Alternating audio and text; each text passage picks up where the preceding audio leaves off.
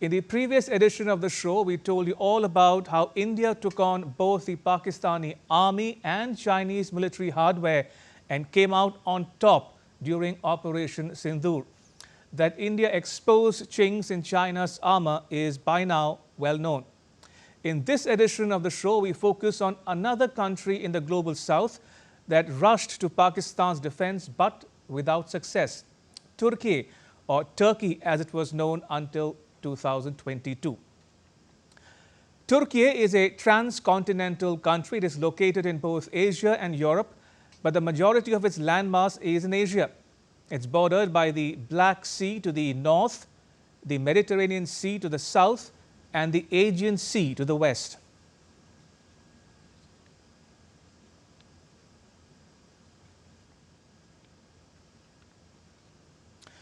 Turkey was founded by Mustafa Kemal, also known as Ataturk or Father of the Turks, in 1923 from the remnants of the Ottoman Empire. The Ottoman Empire was established by Sultan Osman I in the 14th century. At its peak, it included most of southeastern Europe, parts of West Asia, North Africa, all the way to Algeria and portions of the Arabian Peninsula. The empire lasted 6 centuries before collapsing towards the end of the First World War. Turkey has seen 5 military coups in 1960, 71, 80, 97 and 2016, 2 more than Pakistan. That's not the only similarity between Turkey and Pakistan. They are both Sunni Muslim countries. There are other similarities too. Both support terrorism. I'll tell you how in just a bit. Today, Turkey is ruled by a man called Recep Tayyip Erdogan. Erdogan's party won the 2002 election and formed the government in 2003. He has ruled the country ever since, first as Prime Minister in a parliamentary system and then as the President in a presidential form of government. So he's been in power for 22 years and counting. Turkey under Erdogan proclaimed itself to be a player to reckon with on the world stage. He wants Turks to reclaim the lost glory of the Ottoman Empire. But his actions belie his intentions, however pious they might be. Erdogan's worldview, his authoritarian grip on power, his selective embrace of Islamic or Muslim brotherhood, his dramatic fallout with the late cleric Fethullah Gulen, and most importantly, his inconsistent, duplicitous and hypocritical stance on terrorism are all coming under fire across the world, including India. Now, Erdogan condemns terrorism when it suits him, but turns a blind eye to Pakistan's role in fostering terror groups such as the Jaish-e-Mohammed and Lashkar-e-Taiba that have attacked India. Erdogan's backing of Pakistan, his pledging solidarity with his so-called precious brother Shehbaz Sharif, and vowing to stand by Pakistan even after the 22nd April massacre of Hindu men in Pahalgam, have sparked outrage and boycott calls in India. Turkey's support to Pakistan isn't just ideological. It is also material. Pakistan used Turkish-made drones against India after India retaliated to the Pahalgam attack. इतने बड़े पैमाने पर हवाई घुसपैठों का संभावित उद्देश्य वायु रक्षा प्रणालियों का परीक्षण करना और खुफिया जानकारी इकट्ठा करना था। ड्रोन के मलबे की फोरेंसिक जांच की जा रही है। प्रारंभिक रिपोर्ट्स से पता चलता है कि वे तुर्की के असीस गार्ड सॉन्गर ड्रोन्स हैं। While Erdogan calls for an investigation into the Pahalgam attack, he conveniently ignores Pakistan's history of sheltering terrorists, including those who were behind the 2008 Mumbai attacks. His push for a neo-Ottoman vision to bolster Turkey's influence in the Islamic world is seen as a cynical ploy to project power even at the cost of enabling violence.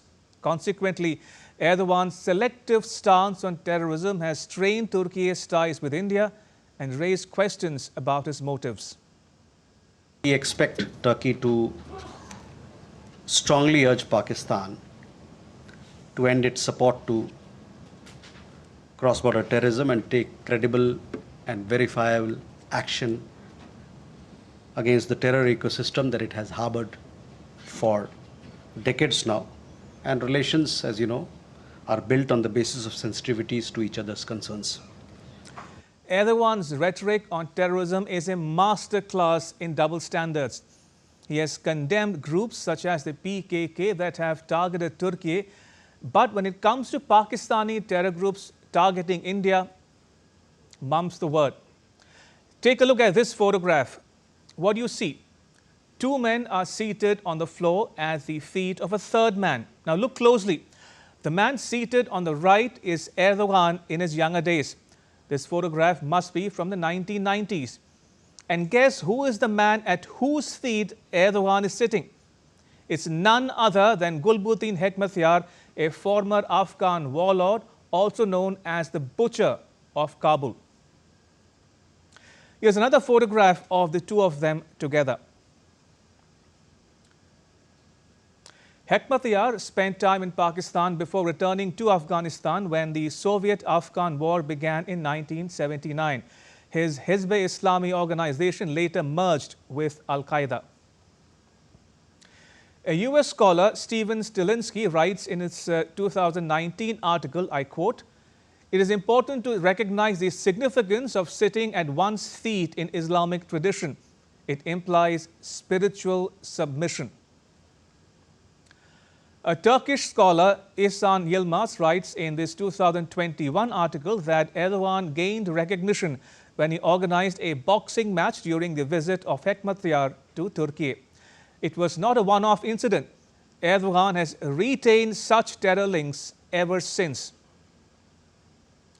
A 2018 article published by Foreign Policy magazine in the US is titled "Turkey's Double ISIS Standard. Ankara claims to oppose the Islamic State. Its actions suggest otherwise." It says, it was Turkey's actions, or perhaps the lack thereof, that helped fuel the rise of the Islamic State terror group in the 2000s. By all accounts, foreign fighters from around the globe first traveled to Turkey and then on to Iraq and Syria, where they set up the terror group. Another article published by the same magazine says, from indirect involvement with ISIS's oil trade to free press crackdowns, the latest WikiLeaks dump isn't very flattering to Erdogan or his family. The WikiLeaks documents reveal that Erdogan's son-in-law, Berat al-Bayrak, who was a government minister at the time, was involved in the purchase of Islamic State oil through front companies. Russia's President Vladimir Putin reiterated this charge in 2015 when he accused the Turks of being, quote-unquote, accomplices of terrorists and enabling export of oil from Islamic State territory through Turkey.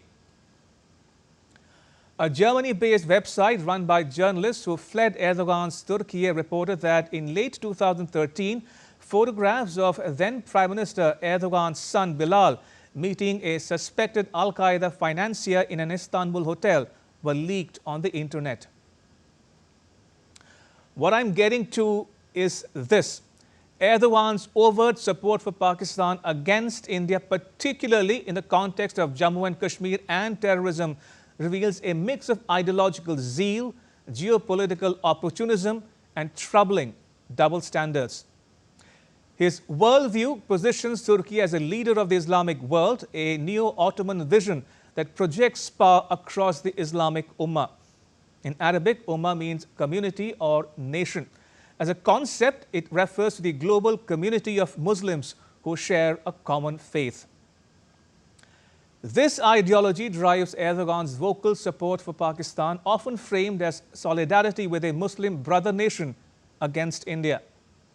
For instance, in recent years, Erdogan has repeatedly raised the issue of Jammu and Kashmir at international fora, such as the UN, aligning himself with Pakistan's narrative and accusing India of human rights abuses while ignoring Pakistan's own record.